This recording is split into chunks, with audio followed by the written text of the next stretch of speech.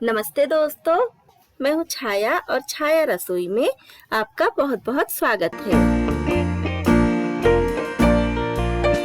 आज मैं आपके लिए बिल्कुल नए कुछ ऐसे टिप्स और ट्रिक्स लेकर आई हूँ जिससे आपका पैसा तो बचेगा ही, साथ ही साथ समय भी बचेगा।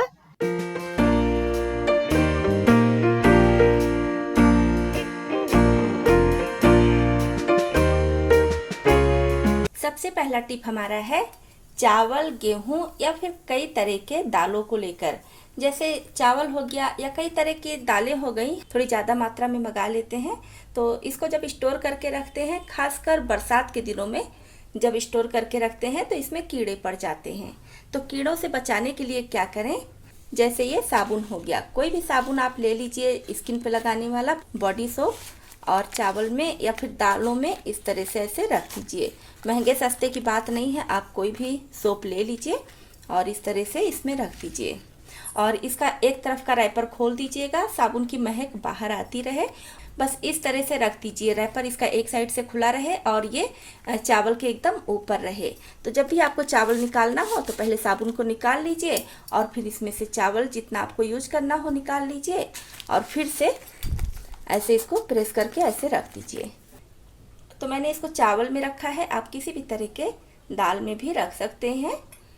और अब इसका ढक्कन अच्छी तरह से बंद कर दीजिए। तो इसको आप सालों रखे रहेंगे तो इसमें कीड़े नहीं पड़ेंगे। बस जब आपको चावल बनाना हो तो निकालिए और अच्छी तरह से धुलकर बना लीजिए।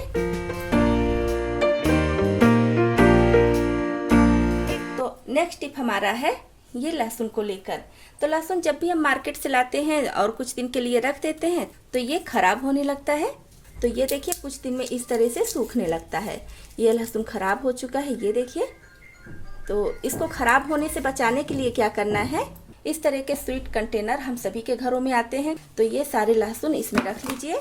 पहले अच्छी तरह से लहसुन को साफ कर लीजिए, देख लीजिए कहीं गंदगी तो नहीं है, छिलका कोई गंदा तो नहीं है। इस तरह से रख दीजिए और इसका कोई अगर खराब पीस यहाँ पर लहसुन का दिखे तो उसको भी निकाल दीजिएगा। तो इस तरह से रखने के बाद अब इसका ढक्कन लगाकर इसको आप फ्रिज में रखिएगा। फ्रीजर में नहीं रखना है, फ्रिज में रखना है। तो इस तरह से आप लहसुन रखेंगे तो काफ़ी लंबे समय तक ये बिल्कुल फ्रेश रहेगा और एक भी पीस लहसुन का खराब नहीं होगा। मैं जब भी लहसुन रखती हूँ इसी तरह से रखती हूँ। तो ये बहुत यूजफुल टिप है, इसको ज़रूर अपनाएं, आपके बहुत काम आएगा। अब अगला टिप देख लेते हैं। हैंगर अगर पुराना हो जाता है तो इसका ये कुछ दिन में निकल जाता है, और अगर नहीं भी निकल रहा है तो आप यहाँ से इसको अलग कर लीजिए और उसमें आप ये ढेर सारी चूड़ियाँ ऐसे लगाकर, मैचिंग से लगाकर कहीं भी इसको टांग सकते हैं। ऐसे करके चाहे अलमीरा में टांग दीजिए और चाहे फिर किसी कीली पे।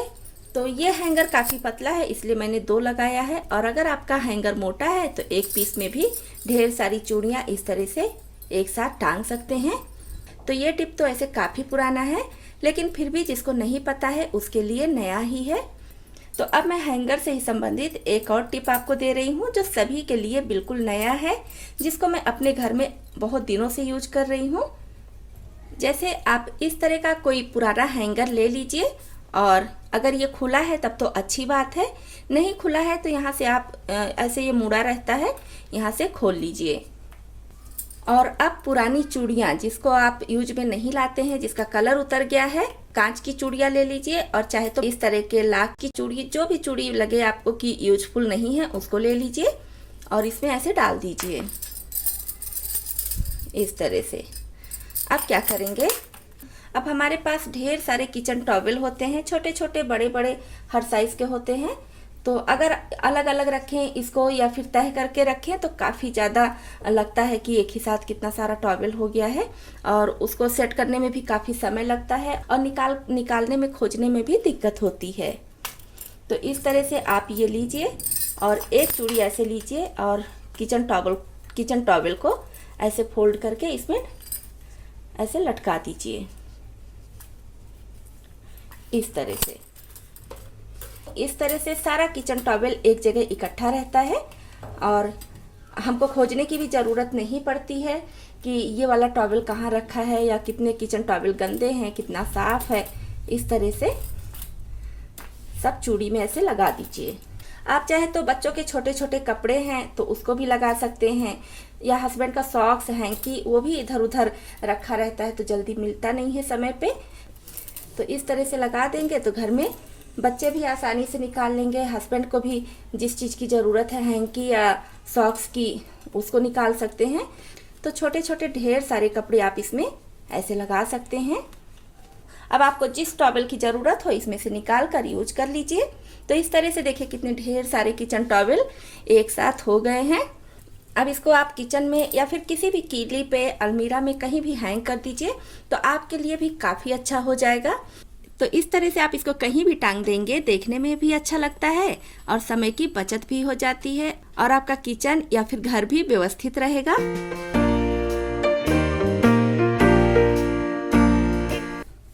अब नेक्स्ट टिप है कि आटा या मैदा जब भी हम चालते हैं तो ये काफ़ी ज़्यादा उड़ता है और बीच बीच में हाथ ऐसे लगाकर इसको चालना पड़ता है क्योंकि नीचे की तरफ ये बैठने लगता है।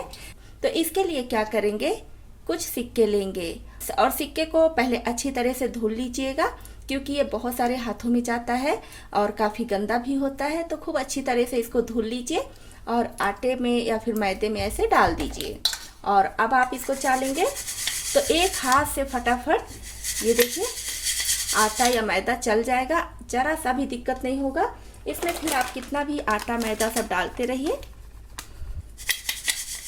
तो इससे आटा या मैदा उड़ेगा भी नहीं और बहुत आसानी से कम समय में आप ढेर सारा आटा या मैदा चालकर तैयार कर सकते हैं। तो है ना बहुत काम का ये टिप। अब नेक्स्ट टिप देख लेते हैं। अब नेक्स्ट टिप है हमारा दवाइयों को लेकर।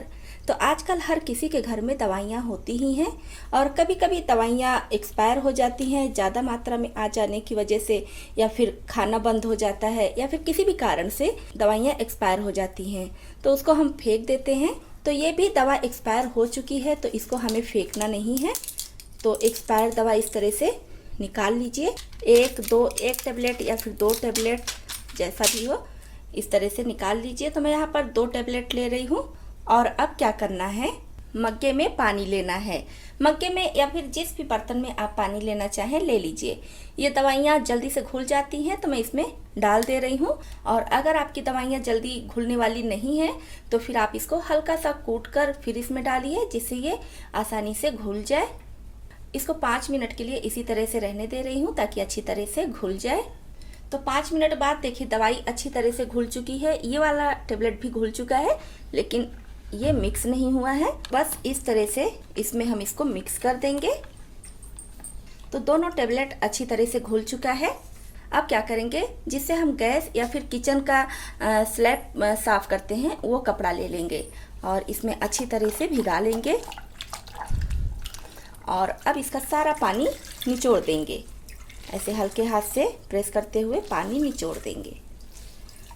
और अब इस कपड़े से हम गैस और किचन का जो स्लैब होता है, टाड़ होता है, उसको साफ करेंगे। उसको साफ करने से क्या होगा कि जैसे रात में हम खाना खाने के बाद किचन को अच्छी तरह से साफ कर लेते हैं ताकि सुबह हमें साफ सुथरा किचन मिले। तो सुबह जब किचन में आते हैं तो देखते हैं कि गैस के ऊपर कुछ कॉकरोच चल रहे हैं या फिर गैस के स्लैब पे छोटे छोटे कॉकरोच या कीड़े अक्सर होते हैं, हर किसी के किचन में होते हैं अगर वो ध्यान ना रखे तो इससे आपकी ये प्रॉब्लम बिल्कुल सॉल्व हो जाएगी। अब इससे हम गैस साफ करेंगे और किचन का स्लैब साफ करेंगे, या जहाँ भी आपको लग रहा है कि यहाँ पर कीड़े आते हैं, कॉकरोच आते हैं, उस जगह को आप इस कपड़े से पोंछकर साफ कर लीजिए। रात में जब किचन का काम खत्म हो जाए तो पहले सूखे कपड़े से पोंछ दीजिए गैस को और फिर इस तरह से हल्के गीले ये दवा वाले कपड़े से पोंछिए। तो फिर आप सुबह उठेंगे तो किचन बिल्कुल नीट एंड क्लीन मिलेगा, जरा सा भी कहीं भी कीड़े या फिर कॉकरोच आपको नहीं दिखेंगे। इस तरह से गैस को साफ कर लीजिए। और गैस का जो पाइप है इसको भी चूहे अक्सर काट देते हैं या फिर इसमें भी कॉकरोच या कीड़े चलने लगते हैं, क्योंकि हम खाना बनाते हैं तो इसके ऊपर थोड़ा बहुत जूठा आटा या चावल और कुछ ना कुछ लग ही जाता है। तो इसको भी इसी कपड़े से अच्छी तरह से साफ कर लीजिए। फिर से भिगाकर और अच्छे से निचोड़कर इसी कपड़े से आप किचन का स्लैब भी साफ कर लीजिए। फिर जब आप मॉर्निंग में देखेंगे तो आपको एक भी कॉकरोच या कीड़े नहीं मिलेंगे। आपका किचन एकदम साफ सुथरा चमकदार रहेगा।